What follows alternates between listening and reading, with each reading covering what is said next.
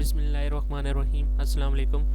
CS 401 current mid term paper आप लोगों के साथ शेयर करूंगा। प्लीज़ रिक्वेस्ट है मेरे चैनल को सब्सक्राइब कर दें। अगर वीडियो पसंद आती है तो लाइक एंड शेयर कर दें।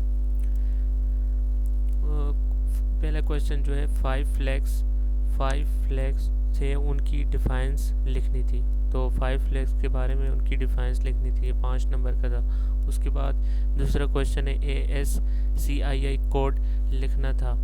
उसके बाद MOVS वर्क कैसे करता है, तो उसके बारे में लिखना था। थर्ड क्वेश्चन MOS कैसे वर्क करता है उसके बारे में लिखना था। फोर्थ क्वेश्चन है difference near and short jump, near और शॉर्ट जंप्स का उसमें फ़र्क बताना था। तो ये फाइल मैं डिस्क्रिप्शन में दे दूंगा, आपने वहाँ से डाउनलोड कर लेनी है। उसके बाद है question number 5 local variable and where to store it. Next question है selective bit inversion on lowest nibble 100110B and selective bit inversion.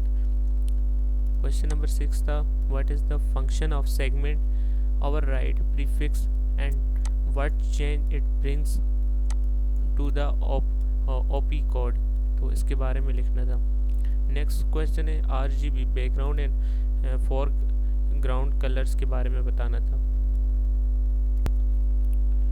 और टोटल इसमें पॉसिबल कलर 16 होते हैं और 8 पॉसिबल कलर फोरग्राउंड कलर के लिए 16 पॉसिबल कलर्स होते हैं और बैकग्राउंड के लिए 8 पॉसिबल कलर होते हैं।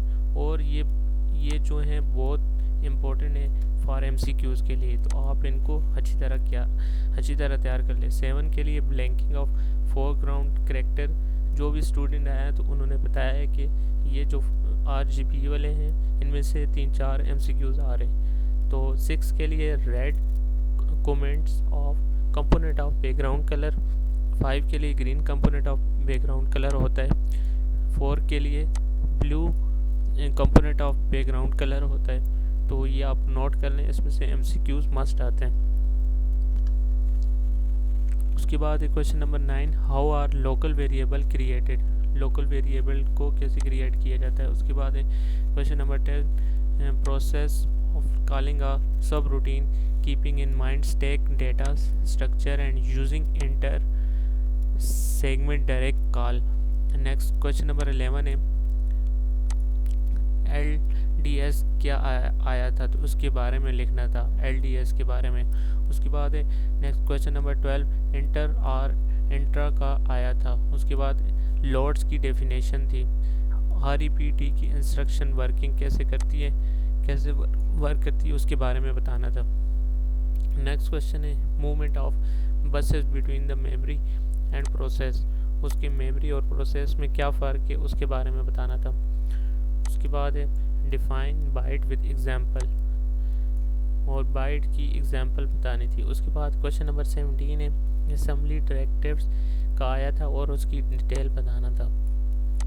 क्वेश्चन नंबर 18 वेक्टर्स का आया था और उसके 8008 आर्किटेक्चर में लिखना था।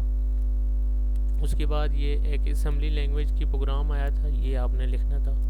नंबर दिया गया था 10 नंबर 10 20 30 40 50 10 20 30 40 50, तो ये एग्जाम्पल नंबर 2.7 पे मौजूद है, ये करनी है। उसके बाद क्वेश्चन नंबर 20 है right 3 names of assembly logical parts, उसके बारे में लॉजिकल पार्ट्स 3 नेम्स लिखने थे।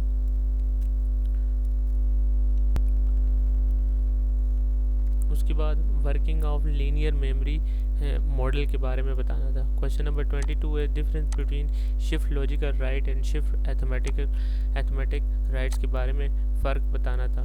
शिफ्ट लॉजिकल राइट्स क्या होता है और शिफ्ट अरिथमेटिक राइट, इन दोनों में डिफरेंस बताना था। उसके बाद write a program of multiplication of 2 bits number के बारे में प्रोग्राम लिखना था, जो एग्जाम्पल नंबर 4.1 पे मौजूद है। उसके बाद द फॉलोइंग इंस्ट्रक्शन, ये बबल्स का आया था क्वेश्चन। उसके बाद difference between logical entrance and physical address के बारे में आया था। Question number 26 explain the working of STOS, working of S2S के को एक्सप्लेन करना था।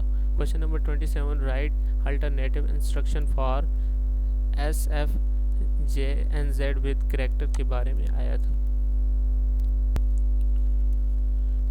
Question number 28 how to invert nibble के बारे में लिखना था। Question number 29 rep and repne with zero flag के बारे में बताना था। Use by D B O versus D W के बारे में आप लोगों ने बताना था। उसके बाद name the register which have higher and lower has only names, इसके बारे में बताना था। What is the tax instruction के बारे में बताना था। कंप्यूटर बस एंड देयर फंक्शनैलिटी।